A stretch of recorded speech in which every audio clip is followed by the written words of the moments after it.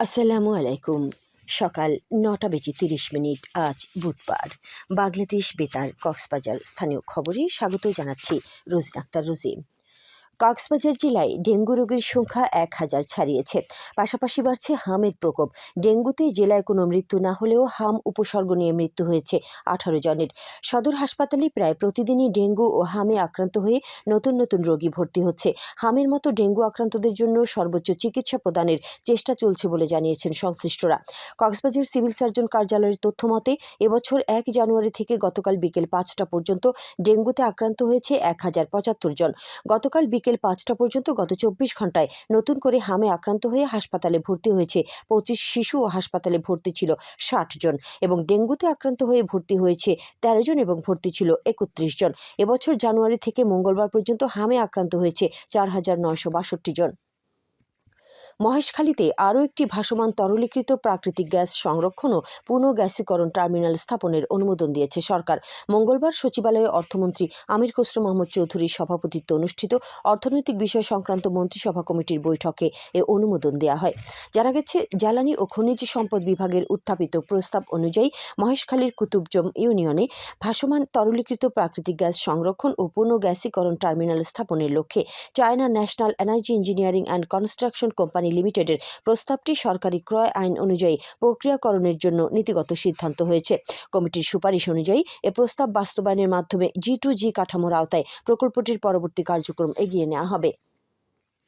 সবুজ ও পরিবেশ বান্ধব বাংলাদেশ গড়তে আগামী ৫ বছরে সারা দেশে ২৫ কোটি গাছের চারা রোপণের যুগান্তকারী উদ্যোগ নিয়েছে সরকার।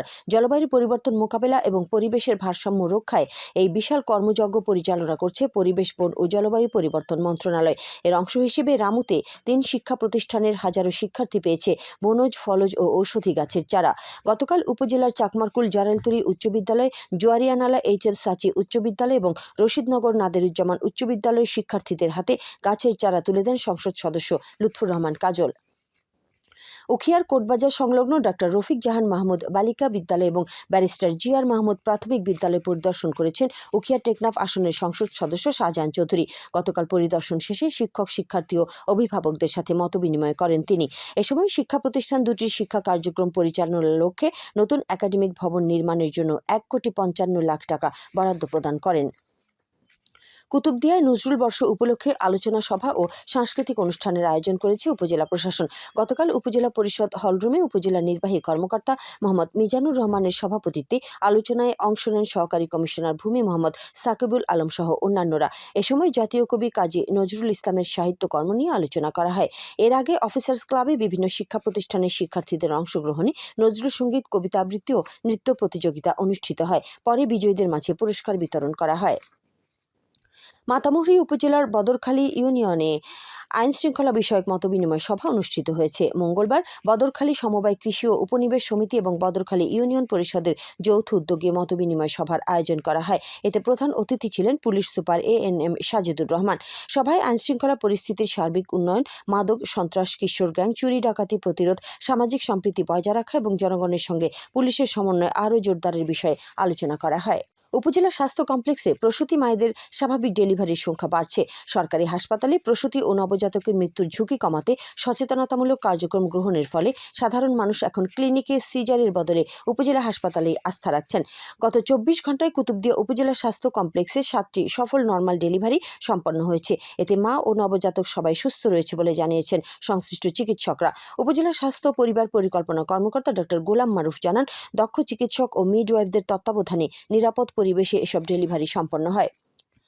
কম আয়ের মানুষের কষ্ট কমাতে সরকারি সংস্থা trading corporation of Bangladesh TCB ভর্তুকি মূল্যে নিয়মিতভাবে চাল, ডাল, ভোজ্য তেল, চিনি, সাবান সহ নিত্য প্রয়োজনীয় পণ্য বিক্রি করছে। ফ্যামিলি কার্ডের মাধ্যমে নির্ধারিত পরিবারগুলো এবং ভ্রাম্যমাণ ট্রাক সেলের মাধ্যমে সাধারণ ভোক্তারা এই সাশ্রয়ী মূল্যের সুবিধা পাচ্ছেন। গতকাল রামু উপজেলার ঈদগড় বাজারে এই কার্যক্রমে অংশ নেন স্থানীয় ইউনিয়ন পরিষদের ভারপ্রাপ্ত চেয়ারম্যান জসিমউদ্দিন। এ সময় ৫ শতাধিক ফ্যামিলি কার্ডধারীর মাঝে এসব পণ্য বিক্রি করা হয়।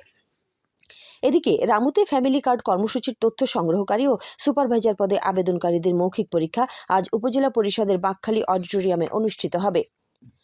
একটি জ্ঞানভিত্তিক সৃজনশীল ও মননশীল সমাজ গঠনে লাইব্রেরিতে নিয়মিত যাওয়া এবং বই পড়ার অভ্যাস গড়ে তোলা অত্যন্ত জরুরি বলে মনে করছেন মহেশখালী উপজেলা নির্বাহী কর্মকর্তা ও পৌর প্রশাসক ইমরান মাহমুদ ডালিম। গতকাল সন্ধ্যায় পাবলিক লাইব্রেরি পরিদর্শন ও পৌরসভার পৃষ্ঠপোষকতায় পাবলিক লাইব্রেরির জন্য বই ও আসবাবপত্র বিতরণকালে তিনি এই কথা বলেন। ভবিষ্যতে এ ধরনের উদ্যোগ অব্যাহত থাকবে বলেও জানান তিনি। এখন জানিয়ে দিচ্ছি বাঁকখালী নদীর মোহনা ও সংলগ্ন এলাকার সামুদ্রিক জোয়ার ভাটার সময়সূচি। আজ ভাটা শুরু হবে সকাল 10:38 চলবে বিকেল 5:06 পর্যন্ত। খবর শেষ হলো।